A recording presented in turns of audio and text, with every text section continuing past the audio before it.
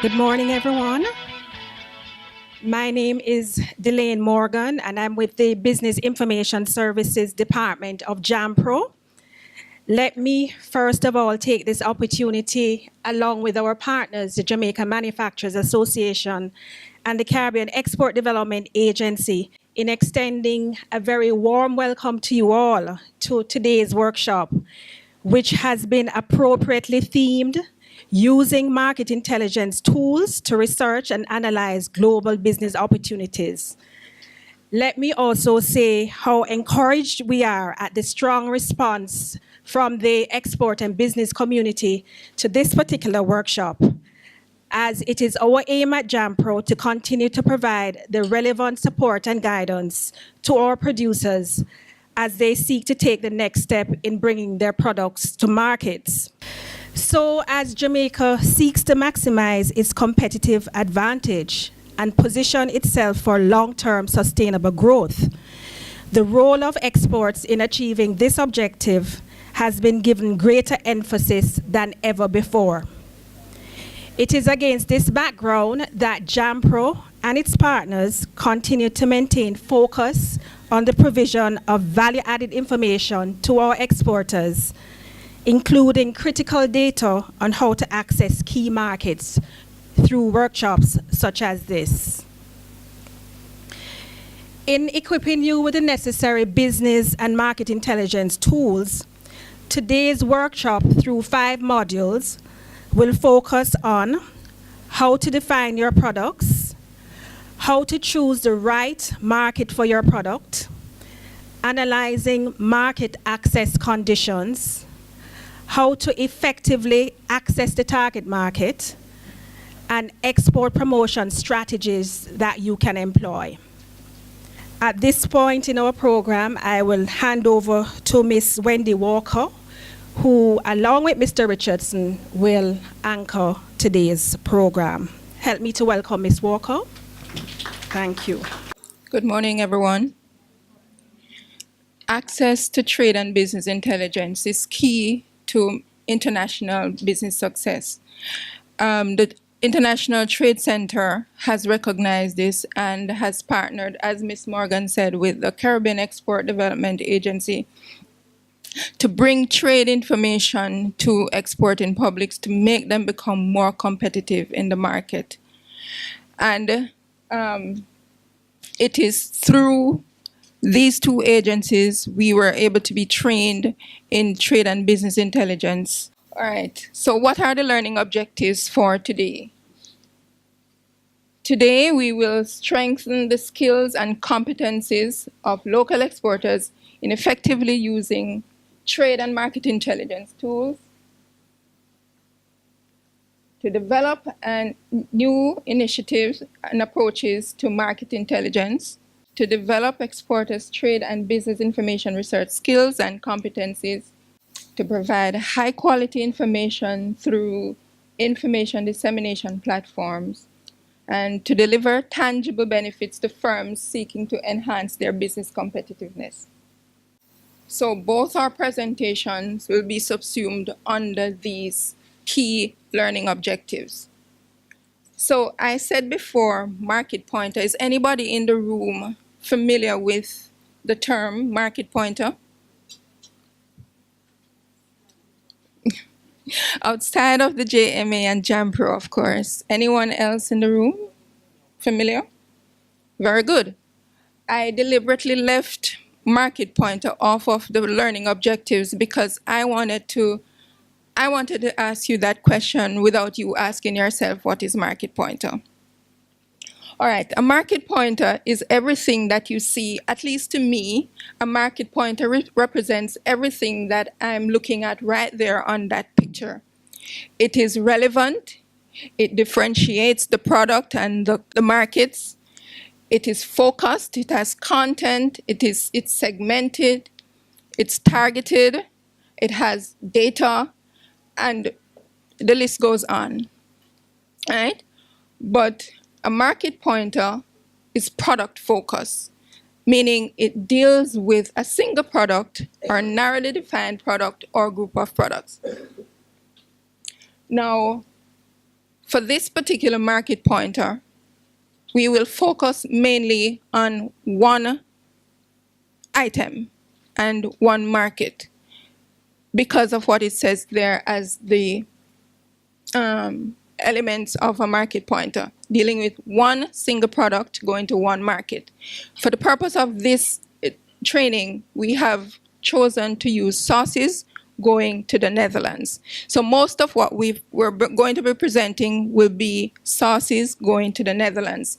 That is not to say that your other products and or service will not be accommodated. Yes?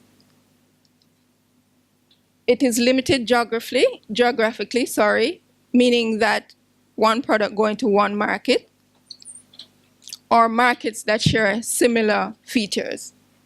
It is concise. It's a good description of the main characteristics of the target market. And it is practical. It's containing sufficient information to support exporters with their decisions of export strategy. So why build a market pointer? We have to look at what is happening in the world today. My diagram has population, all the variables that affect businesses. Population, resources, global trends, organization, consumer, and markets. When an exporter is thinking of going globally, these are the variables that an exporter should be aware of. As it relates to population, why should an exporter be concerned about what is happening in the population internationally or globally? Here's why. Because the population is growing. And UN figures suggest that the world's population will be 8.1 billion by 2025. Goods and services will become more relevant. There'll be more markets and there'll be more trade agreements. Does anyone in here, has anyone ever heard of the newest trade agreement, the TPP? Who is that? Somebody from JMA again? The TPP? Okay, so for those of us who do not know what the TPP is, it's a Trans-Pacific Partnership trade agreement. And this was signed by 12 countries, pushed by the United States. Canada is one of the signatories. Mexico is one. New Zealand is another. But it's the newest kid on the block as it relates to as trade agreements go. Now, I'm not saying that to say that it's going to impact us directly, but to say that because trade is growing, consumer markets growing, there will be need for more and more trade agreements, yes?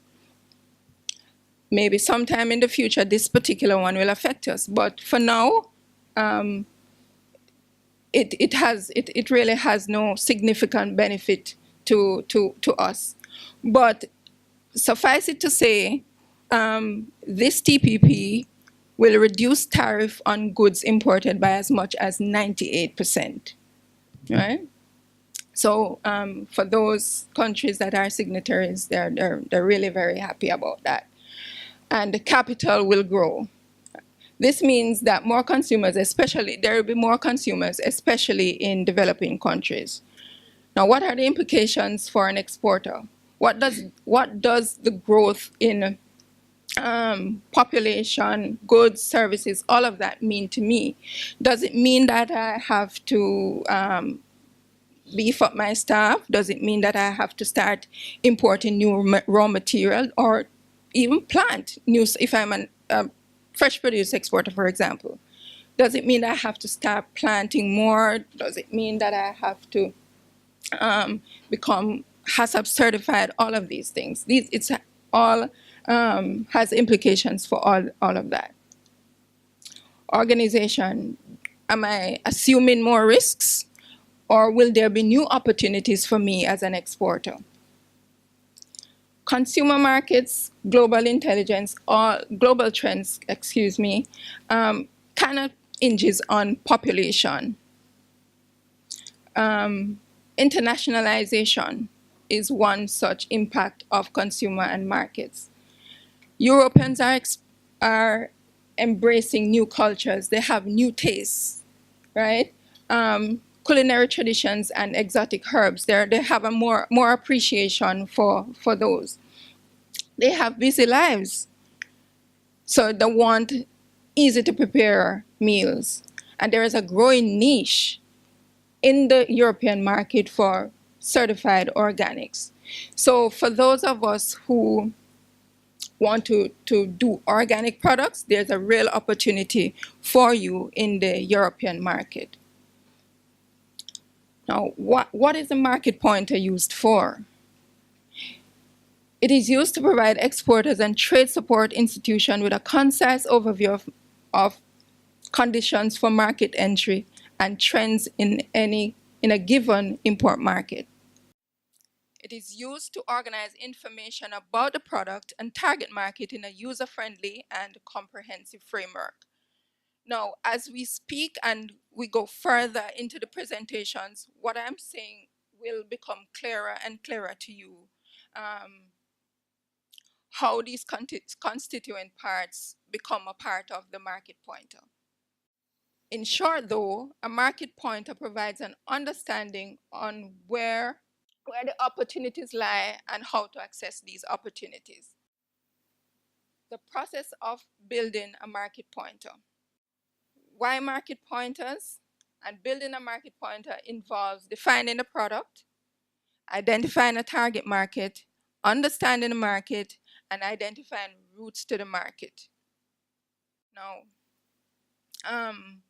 you all have a market, you should have a market pointer, a completed market pointer in your package, but essentially these are the constituent parts of a market pointer, right? So the topic you will see explains that it is sauces heading into Canada, right?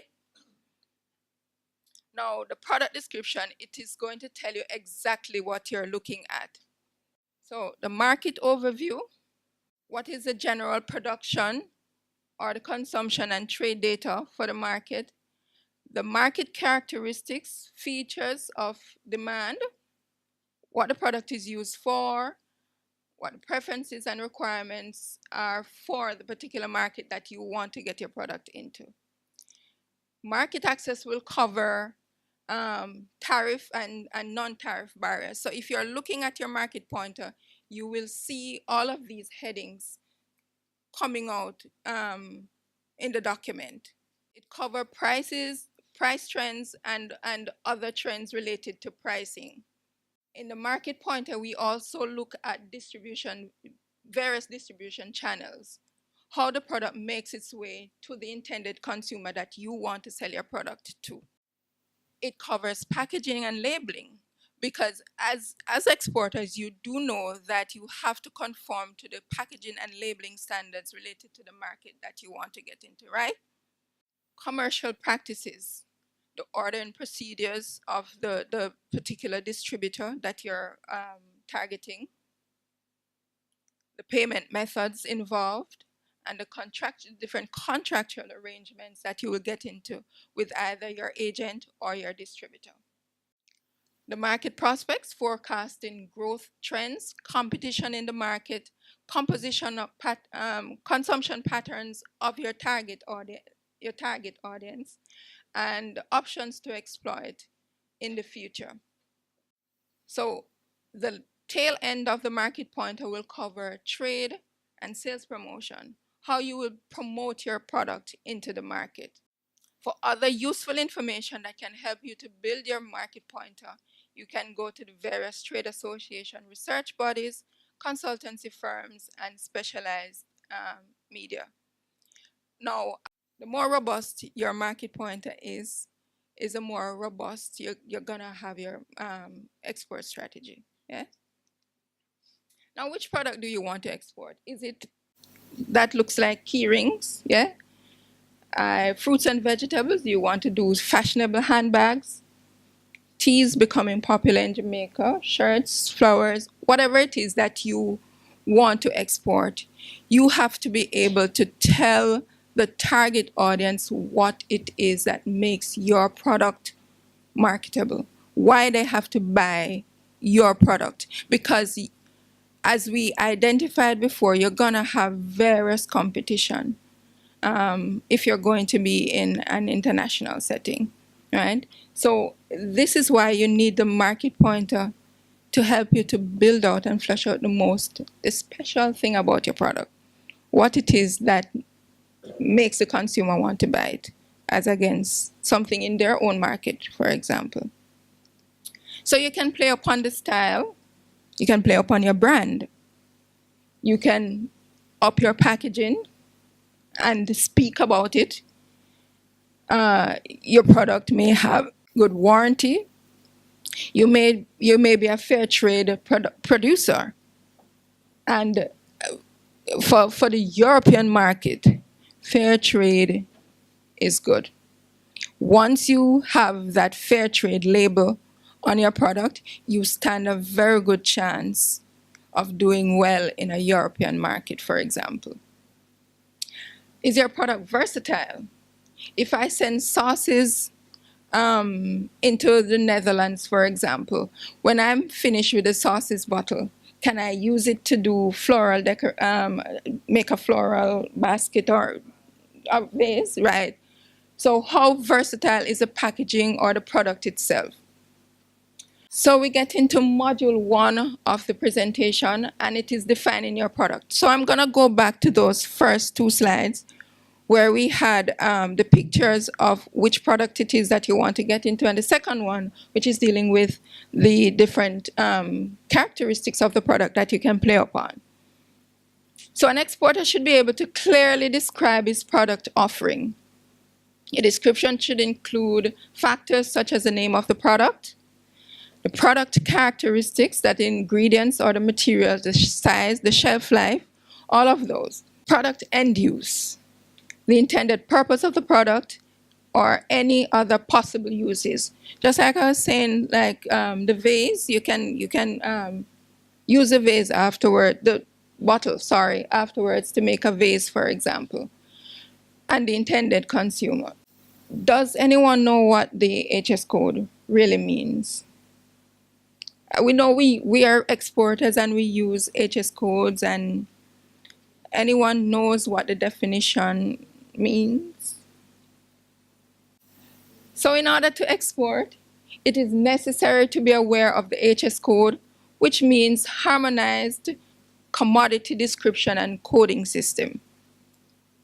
It is used as an international standard so that importers and exporters can declare their products at customs. And these codes are administered by the World Customs Organization. The HS codes can determine the duty the product will face in the market, its ability to be imported or exported, and how it should be treated by customs. Now, I know too that some of you will already be aware of some of what we're going to be saying, but it is to show you that in order to build your market pointer, these are things that you have to look at and consider and include in the market pointer. So we know you know some of the things, but it is necessary for us to say it nonetheless, yes? So HS codes can be 6 digits, 2 digits, 4 digits, or 6 digits, and it can go up as far as to 12 digits. The 2-digit is like the parent, like mom and dad.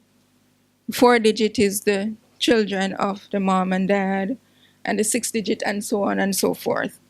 When it becomes 8-digit and 12-digit, that is more specificity. Now, the 12-digit is at the national tariff line level. Now, the national tariff line is what is applied to merchandise goods by individual countries that are longer than HS6 level. The national tariff line can go from 8 to 12 digits and are used to classify goods where harmonized code classification systems stop. So identifying the tariff lines used for a product enables an exporter to determine what tariff rates will be applied in the target market. And it is up to each country to decide how to further classify their products after the 6-digit level. And so for this reason, the tariff line can vary from country to country. Now, let's take sauces, for example. In Jamaica, sauces will be 210300, but in the US market, for example, it's going to be a totally different number. In the Netherlands, it's going to be another number. In UK, it's going to be another number. China, Japan, and so on and so forth. It varies per country. So one product can have a plethora of, right. But what the demarcation, what they use to determine which product it is that first 6. Because the variation starts at 8 up to 12. So the first 6 tells us it's coming from a sauces line or so on and so forth. So defining the product, how does one identify tariff lines in the export market and in the import market? For this particular part of the training, we're gonna have you go online. Intracen, INTRACEN.org. So your registration page should look like this. So our tab to the left should highlight product, yeah? And the product is sauces. The number to make you get it quicker is 2103. 2103, you see sauces, mixed condiments, and mixed seasoning. Yeah, it all will come up, like, right. Right, so as I had indicated earlier, we're looking specifically for the purpose of this workshop, we're looking at sauces going into the Netherlands. But I know many of you here may not be sauces producers. You have your own individual products. You can also put in your product and a particular market of your choice, because it is really the same process. I want us to now identify the tariff line for sauces or whichever product in Jamaica and the tariff line for the product in the market that you want to send the product to, right? Now to do that, click on the Home and Search button. Click on Advanced Search to your far right there. Now you want to click the button at tariff line level, sorry. Your keyword is sauces. Sauces, you can use sauces or you can use 2103 and choose Jamaica as the country. So when you choose Jamaica, you will get the national tariff line or local tariff line. So you now know how to create your account. You now know how to find your HS code for your product. Now we'll move into the second module. We have a break at 10:30, but we'll continue onwards and break at the appropriate time.